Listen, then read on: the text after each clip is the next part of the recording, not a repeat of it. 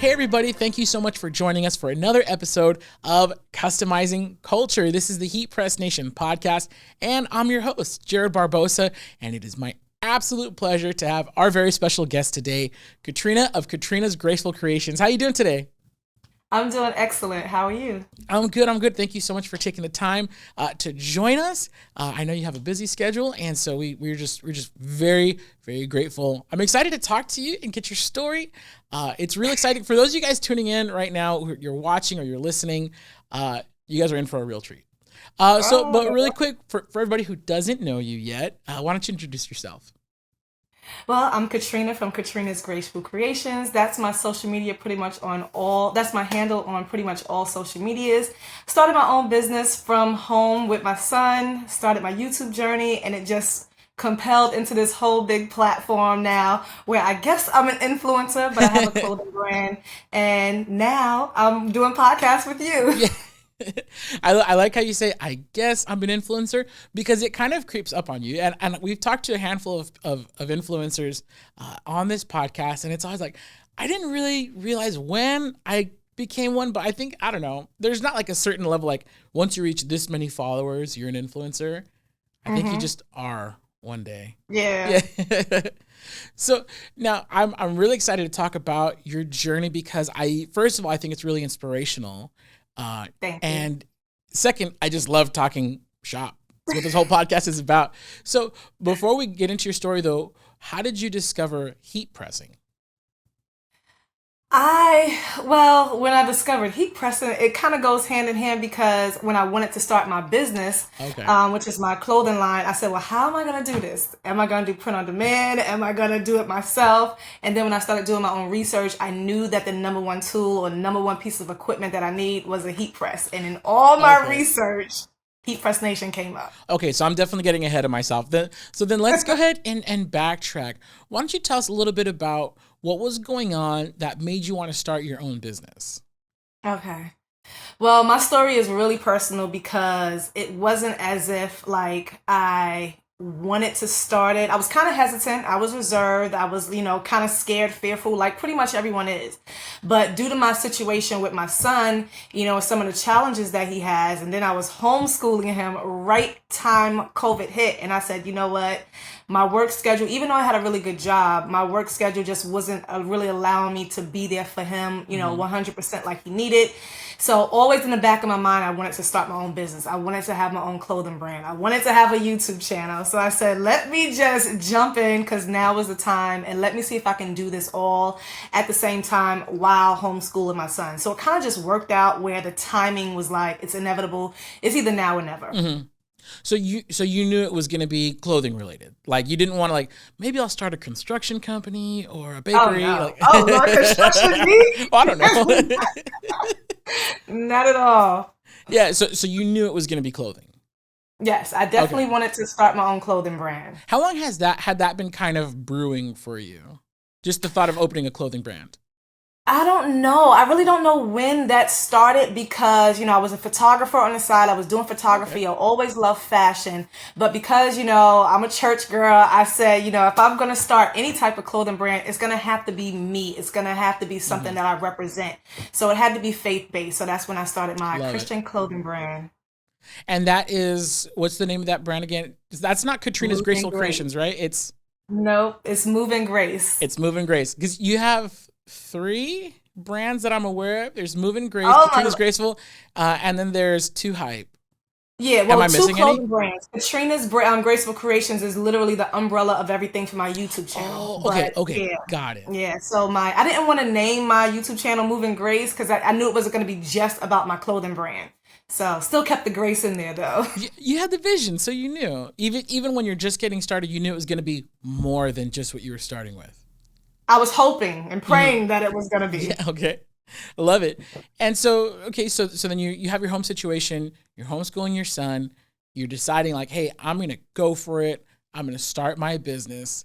Hmm. What you said you had a good job, which I think is a really interesting point because I know some and everybody's story is different, but some of our Hmm. guests, it's like I lost my job, COVID hit, and I Yeah. had nothing to do, and so they're kind of different situations. So was it a big leap of faith, or was it just like, were you scared leaving a good job to just go out on your own? I definitely was, because you have to think and you have to consider I'm leaving a job with benefits. I was a supervisor, I was a dispatcher for the whole city of Charlotte down here. And I had lost my job when I moved from New York. So that's what ultimately got me to move to Charlotte, because I was with Amtrak for 10 years and I was, traveling all over. I was a conductor, yeah, wearing the whole penguin suit. What? Yes. So when I That's came cool. down here, I really did not want to go back into the rails or the train system. I even delivered mail for a while and I was like, this is not working for me. But I had that good job and I was like, you know what, it's still not what I want. It wasn't my passion. It wasn't really what I wanted to do. So sometimes I always have to think, is the money really worth it in the end? Do you want to do what you love, or do you So want to good. do what makes you money? So I wanted to do what really made me happy, and being there for my son was literally my number one goal.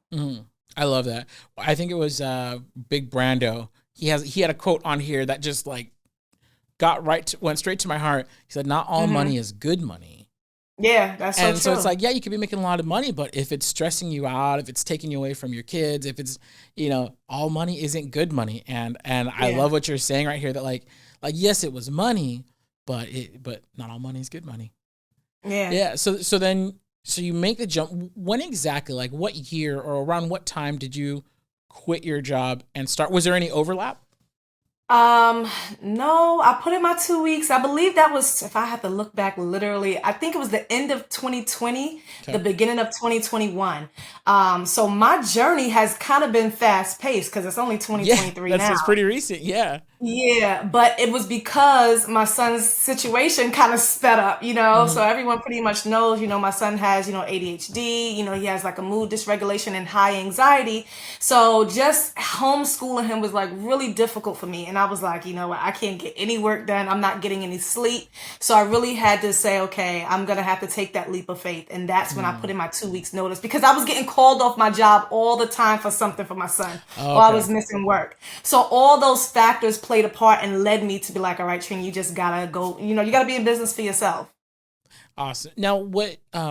So okay, so you put in your 2 weeks, you start the business. How long until you actually started seeing sales come in? Um, well, it took me a little while for me to get my business together. Hmm. So at the same time, when I started my journey, I started on YouTube and I literally just started documenting everything my very first video was me building my table myself, transforming my bedroom into half a schoolroom and then half, an Oh office for man. me. Hmm. So while I'm doing homeschool checking homework, I'm literally designing clothing designs on my computer. So it was that type of situation. I'm pulling all-nighters, I'm doing what I have to do, and slowly but surely I'm creating like trying to create buzz online. Hmm. So I would say within like maybe 2 to 3 months, maybe, because I was trying to do it really fast and I was Hmm. doing it myself, had to get my sisters and my mother and them to help me out.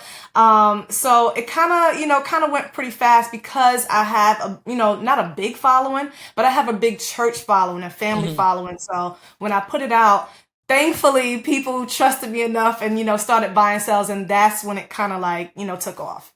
I love it. Now, so you're saying it took off. You started with the clothing brand, Yes, I or started with the clothing okay? brand and YouTube simultaneously. Ooh, that's so interesting to me because they're each so much work.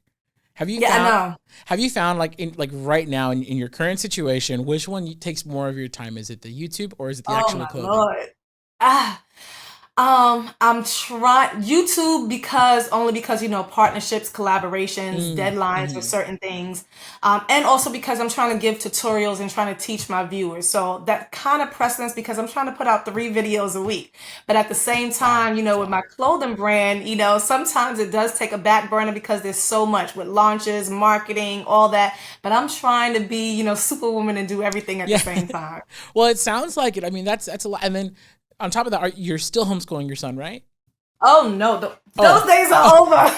He is back in school. Okay. Oh, good. Well, that's No, off your plate. I was like, man, she really is super woman. That's a lot of stuff. Well, no, even that's still a lot. Time the school opened up, he went back. Oh, okay, okay. Oh, okay, of course. So I'm thinking like homeschool. Okay, so he was homeschooled because of the pandemic. Because of COVID, Oh, yes. okay. That's See, no, my I am no teacher. my dumb brain. I have a son, but he's only one, and so Oh we wow.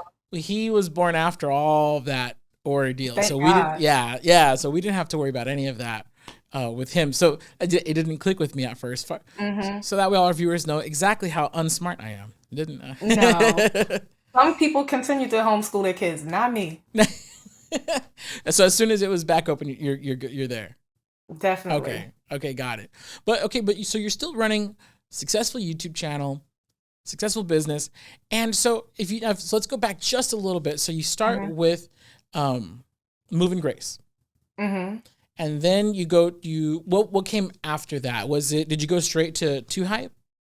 No, that literally didn't launch until last year. And Okay, that okay. was because, my son was on my YouTube channel. I would always try to involve him. People started to love him. People loved my story because I put out a video, being real transparent about why I started my journey. Hmm. And once people saw, and I saw that people were kind of compelled, and I saw that people had similar situations, I said, you know what? Let's try to make this thing, into something, and let's get my son more involved in the business. My son think he flies, so he loves to dress. So I started to, open up an apparel line for him as well. So that's when the two hype came along, down the line. Okay, nice, nice. And am I missing anything in between? No, that's pretty much it. Okay. Now, have you ever done custom work as part of your Yes. business? Yes. Okay. Mhm. Yeah, I How had do you an like Etsy that? shop for a little while. I Oh, was doing okay. like custom birthday shirts and all that stuff because I had to supplement my income. I Hmm. didn't know how fast or how soon I was going to be able to make money from my clothing brand, and I didn't know if it was going to even work. So at the same time, I started an Etsy shop doing just regular cups, mugs, Everything. You're tumblers, doing and t-shirts. everything. I had to because remember, I left my job and I was Hmm. trying to supplement my income. I couldn't miss any bills. Yeah. But something happened and but thankfully I had, the Etsy shop, as well on the side.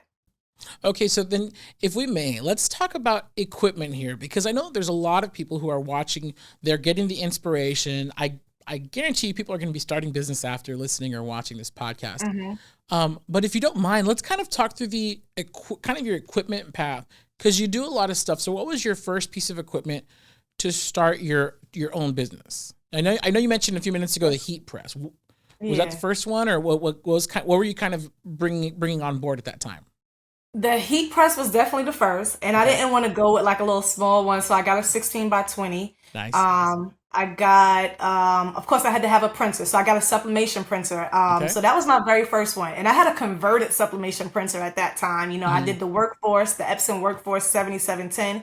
So I believe those are my on a vinyl cutter. I started out with the Cameo 4 Plus. Oh, So nice, those are nice. my first three pieces of equipment that I started out with. Nice. We're very similar then. So I got started with the 16 by 20. I actually started with the Cameo 2. I've Okay. been in this for about 7, almost 8 years. So I had the Cameo 2, Okay. and then my first a little just after that, I got the SG 400, Okay. which is of course right before the 500. So yeah, that's funny. We're kind of on the same path there. Yep. So you're getting started with the vinyl sublimation. Have you picked up any equipment since then, or you pretty Oh much still rocking yes, it? I have tons of Okay. equipment. Oh my God, I'm outgrowing my room. Oh, okay. So Let me I nerd do. out for a second. My inner nerd has to know what's on the roster. Oh my goodness. My on the roster next. My next really move is I gotta get a place, like an actual place where Okay, a nice. warehouse where it's half store, half warehouse, and I want to really do hands-on training because that's what everyone is asking Love me it. for. So God willing, that is my next move. Yes. Oh, that's so exciting. I We used to have a showroom here, pre COVID, of course, and that was actually a really fun time for us because we did get to do like hands on training, and Hmm. showing COVID comes around, we have to shut it down, and then business is growing, so we actually had to convert the showroom into warehouse space. We were just so jam Okay. packed with everything, and so now we don't have a showroom, and so I Wow. really do miss that in person instruction. So man, I really hope that works out for you. I'd I love to do come visit. too. Shoot, that sounds great. I, I would love that. I really do because, it's just me in this room by myself, and I really want to, be able to give people that, the hint. Because a lot of people watch the videos, but they were like, man, I'll fly out to you. But because I'm in my home, I can't have people here. Right, right. You don't want weirdos with your home address. I mean, not saying anybody watching is weird. No, you guys are all great. We're talking about the other people who are not watching or listening to Yes, customizing those culture. people. Yes. So you buy your equipment, you're getting started. Do you have any equipment regrets? Like, oh man, I wish I would have bought this sooner, or oh, I should not have bought that, or have you hit any like kind of bumps along the road? No, no bumps because unlike me, I'm like a big researcher. I read so many reviews. Okay, okay. I can't buy anything without reading all the reviews. And I try to be really, really intentional about what I get because I'm not going to buy what I don't need. Now, of course, I buy all Smart. types of vinyl and all types of other stuff. But when it comes to the pieces of equipment, I'm going to always, make sure I'm like, Trina, right? Do you really need this? Because one printer is like $700, Yeah. So some stuff I do get, I'm not gonna lie, some stuff I do get, but everything that I pretty much have, I have a use for it. Mm-hmm. Nice. And so I believe you have a white toner printer somewhere around there, right? Yes, As well? yes. How have you been Uh-huh. liking that? I like the white toner. The one I have is, they took the split feature away. So I'm upset about that. But other than that, I love the white toner because, although I do have a DTF, the white toner it prints much faster. It prints much Okay. faster. Yeah, so I have the DTF, I have embroidery, I have the sublimation, so I can pretty much do anything now at You this can do point. like everything. Well, I can't do DTG. I don't have that. Okay, I that's don't the do next one. When you yeah, get the and shop. screen printing. I don't know about that. I don't know. Oh, see, if anybody's watching this, please don't steal actually no. Please steal my idea. You do it first and tell me how it works. I've always thought that once I get a space, I want to Mm-hmm. open a screen print shop, but I'm just going to do white print on black t-shirts. If you don't like that, go somewhere else. Like Oh Lord. that's all I want to do. That's Really? just because That's limiting. it is, but for my brain, right? That's how I'm envisioning like keeping it simple enough to where I can accommodate it because like because I love screen print content, Mm-hmm. like videos, like I'll watch them Yeah. all, and when I see them going through like, oh, color registration, here's 4 colors, 8 colors, I'm like, no, please Yeah, don't it's a ever, I don't lot. ever want to do that, Yeah, but I it's a do want to lot. screen print, That's so not my lane either. I will never be yeah, doing screen printing. yeah, we'll see what doors open in the future.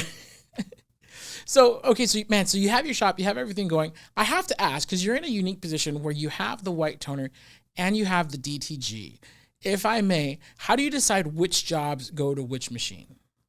Between white Um, toner and DTG? DTF. DTF. Sorry. Yeah, DTF. Well, it's pretty much, I normally lean towards my DTF, not gonna lie, Okay. because I can print much bigger, up to 13 by 19 or even Okay. bigger. But my white toner, if it's a one off or, depending upon the colors, or the size, I'm gonna go with the white toner. Okay. Nice. Nice. Yeah, Thank but you. mainly DTF. It feels better. It's more vibrant, so I will go with the DTF more. Okay, so we've had different people on here with DCF machines, and some of them are really like over it when it comes to maintenance. Some of them, they're like, yeah, it's not that bad. Where are you at with the maintenance on your DTF machine? Like, how do you feel about it? Is it really as bad as some people say? It's really not, but it's all about you maintaining the machine. So I've learned, Mm, and my experience is that sometimes I don't even have to, do the whole entire maintenance every single day. And when I go back, like maybe 2 or 3 days later, as long as I'm shaking the ink and stuff, and I'm letting I did learn that you have to keep the machine on. There's a button, okay. on my particular one that helps the white ink flow. So if you don't follow the certain steps, and especially if you go away for a long time, you do have to do, the shutting on and off maintenance. But other than that, I haven't had any real problems because it's kind of easy. Once you do it on a regular, it becomes routine. So when I come in Got my it. room, I shut it on, shake my ink. Same thing as if you have a DTG. But if you want those colors, in any machine, I tell people no matter what. So if you have a converted, sublimation printer, there's sublimation. If you have an embroidery machine, there's maintenance that goes with that. So if you want those colors on the Yeah. DTF, then there's a little maintenance involved. Okay, nice, nice. That's a really good way to put it. Hmm. So we actually got to talk a few days ago, which was really great. And you told me a story, and honestly, at the beginning I was crushed. At the end, I was like super inspired. Would you mind telling us about the situation you found yourself in when you got scammed? Hmm. Well, A few months, literally right after I started my business. Now, mind you, when I started my business, I only started with maybe, I want to say, like $3,000 or so Mhm. savings and everything. So pretty much all of my money that I had saved. And I took that leap of faith, started my business, got a few sales, started making back some money. So I'm like, yes, I'm good. I'm good. Because I got to pay my rent. I got to pay all these bills. I'm homeschooling. It's just me. There's no one else. And time I started making a little bit of money after I had just did my first launch. Something happened. I guess, mind you, my son is going through all these challenges. I'm kind of in a vulnerable state. I'm kind of still nervous about this whole new business. So normally my guards are always up, but for whatever the reason, I got a phone call. I got a text message late at night, and it had said something about someone's trying to take a Zelle transaction out of your account. So it looked exactly as if it was coming from like Bank of America. Yeah. There's so many scams out here now, and at the time I wasn't privy to it. I didn't know about it, but at the same time I'm like, wait, someone trying to take my money? Like, you Yeah. want to kind of protect what you have. You're like, no, that we're not letting that happen. So in the moment, I didn't realize what was happening because it was kind of late, and I'm like, why is the bank texting me? But you do get text messages from the bank. You. Yep. I check my email, I check my Zelle account. I'm like, I don't see any money gone.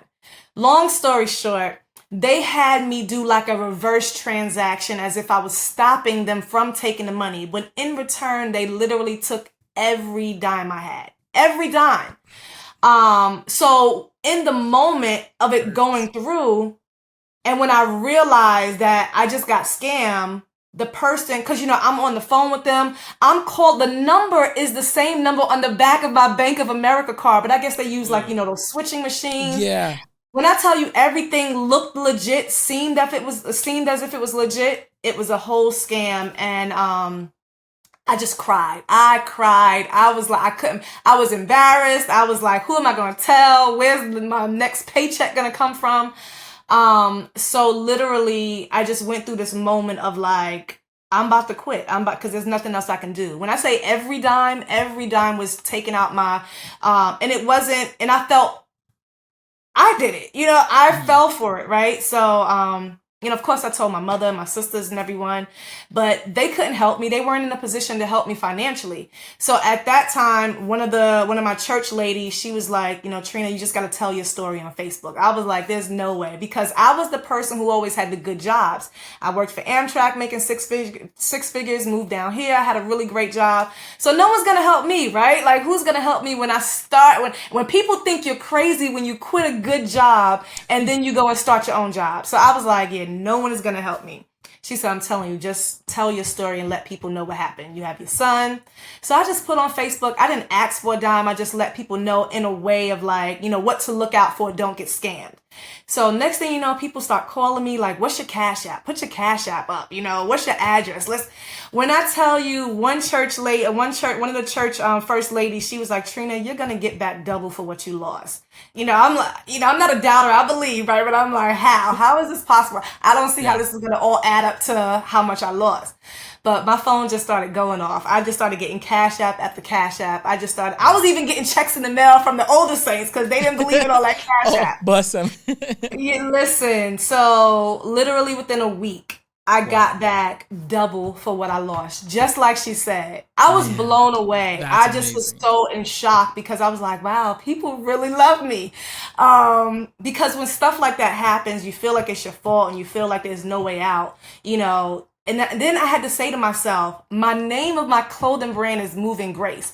Everything I do, I try to move in grace. I want to make sure Hmm. I'm in God's grace. I want to make sure I'm in His will. I'm making sure that I'm trusting Him. So it just all tied in and worked out perfectly. But I was just so amazed. I was like, people really will pour into you if they believe in you, if they love you. And I just kept going from there because I was Yeah. literally about to quit. I was about to quit. That's beautiful. At first, I was about to say that's kind of like It's a Wonderful Life, the old movie, but really, it's like the story of Job. Like, Hmm. where at the end he got back double. Everybody, his community came through. Man, that must Yeah. have been really inspiring to see your community really come through for you like that. It was. It was. I mean, I had families taking up, money, like how much we gonna give up. People's calling me like, how much more do you need? And I was just so, because I was humble, because I was in a position where I bought my own house. I bought my own car. Like, I've never asked anyone for anything. So that's why, to me, I was like, no one is going to give to me, right? Because everyone always think, you're strong, you have it all. But people literally came out. No questions asked. People came out. They didn't judge me. They was like, don't let this happen again. But, Yeah.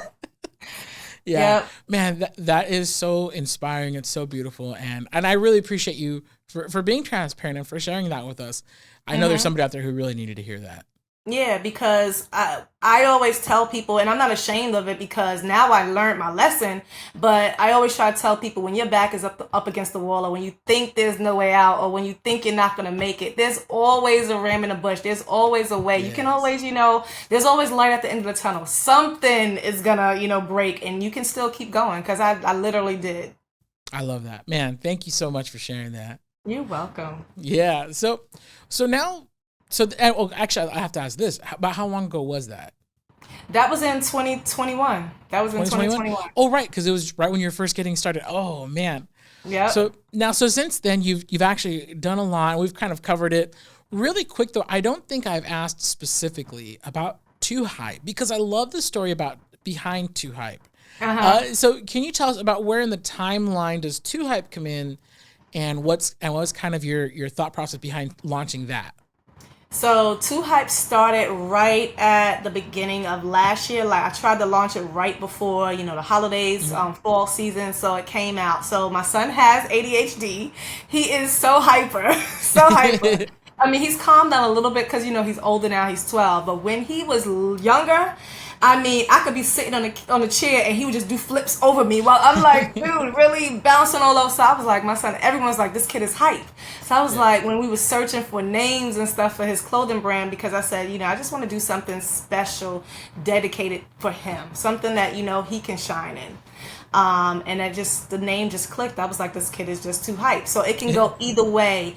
But the whole message behind it is, no matter what your challenge is, no matter what your disability is, or whatever it is, you can take that and turn that whole situation around and turn it into something positive.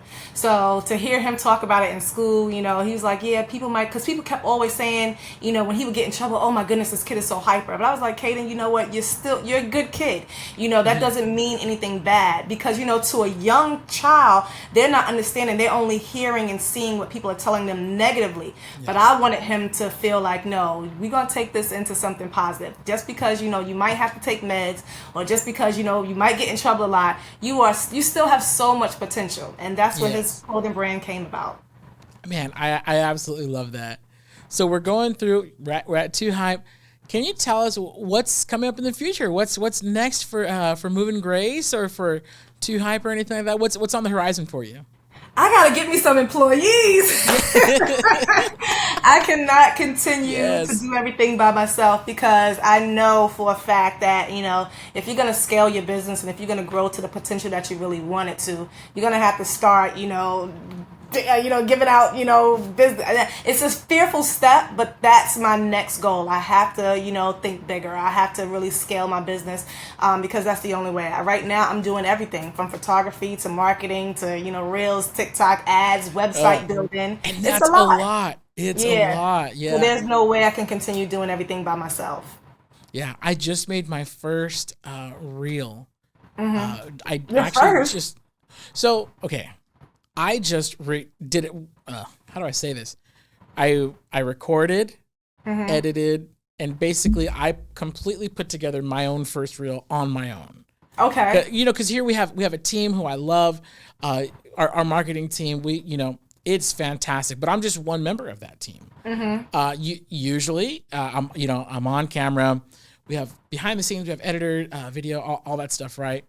So I, as an exercise, I made my own reel this week, and I actually just finished it this morning, and I just have so much respect.